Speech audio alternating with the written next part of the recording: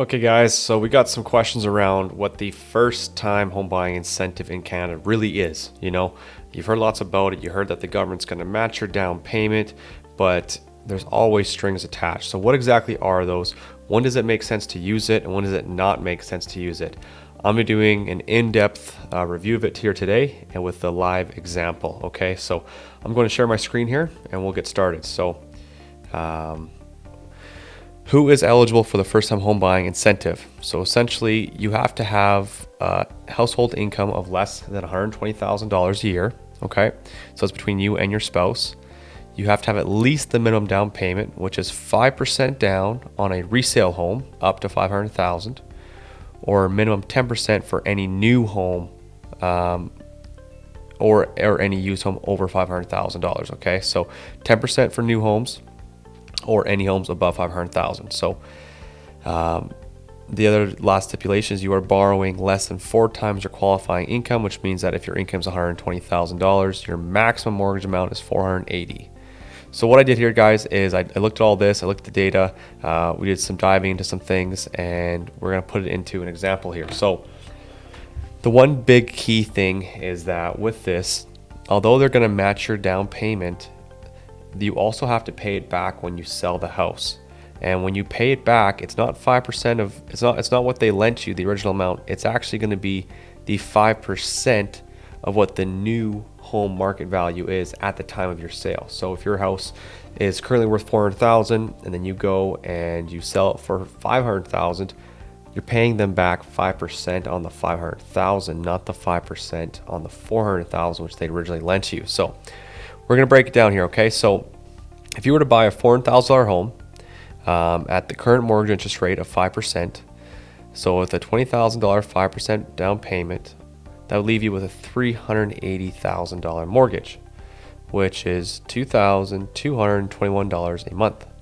Now, if you use the government incentive program and they match your down payment with the additional $20,000, now your mortgage amount is reduced to $360,000 at 5%, and it makes your mortgage amount $2,105. So your monthly savings is $116 a month, which actually equates to, give me one sec here, we'll do a quick calc, 116 times 12, so $1,392 a year, which after 5 years is almost $7,000 in savings, and after 10 years, almost $14,000 in savings. So now let's say you have a circumstance where your home needs to be sold here in the next 5 years.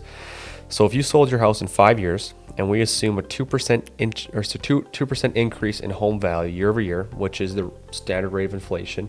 This is a pretty conservative number. Some people would use 3% or think 3% is more fitting, but for the purpose of this example, we're going to keep it simple.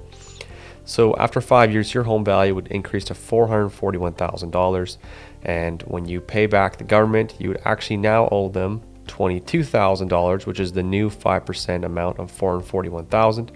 on the original amount they lent you of $20,000. So you would owe them an additional $2,000 of what they lent you. But because of this reduced monthly mortgage amount, they actually reduced your monthly amount enough to save you $7,000 in monthly payments. So they save you $7,000, you pay them back $2,000, which means that you actually have a net return of $5,000. Okay. And then same thing, 10 years, they'd save you $14,000. And after 10 years of 2% increase year over year, your house would now be worth close to $490,000.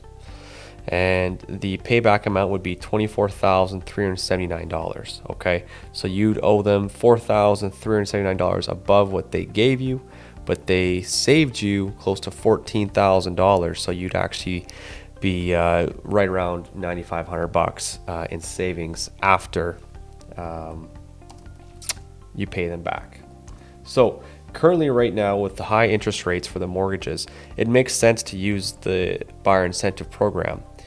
Now, when not to use it, we're looking at some of these, is when mortgage rates are extremely low. We did some calculations at these when the mortgage rates are at like 1.5%. And what happens is it only reduces your monthly amount by like a little bit. Like your monthly savings on a $400,000 home purchase is like $50 a month, which is like $600 a year.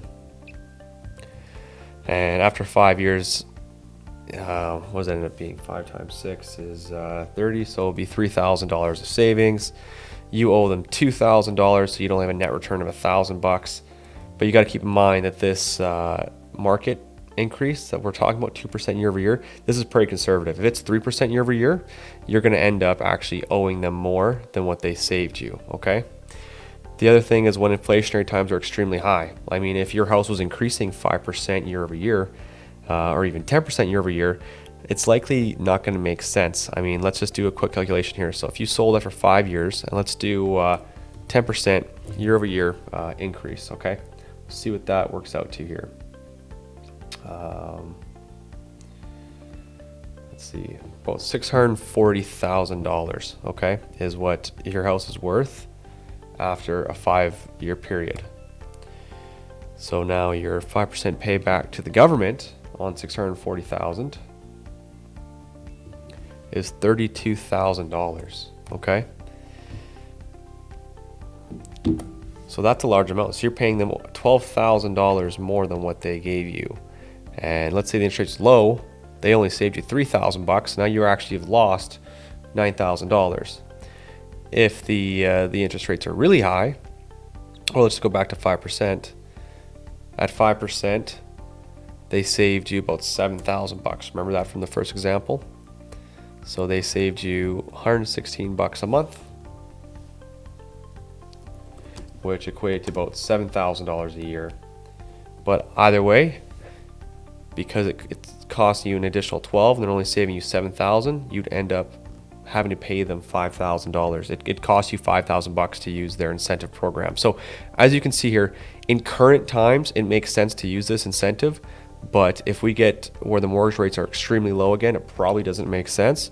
Or if we hit really high inflationary times where home values are increasing like crazy, kind of like what you've seen in Vancouver and Toronto and stuff over the past few years, it wouldn't make sense to use this either, because you'd end up owing the government more than what they saved you in monthly expenses. So there is a complete breakdown of the Canada Home Buyer Incentive Program.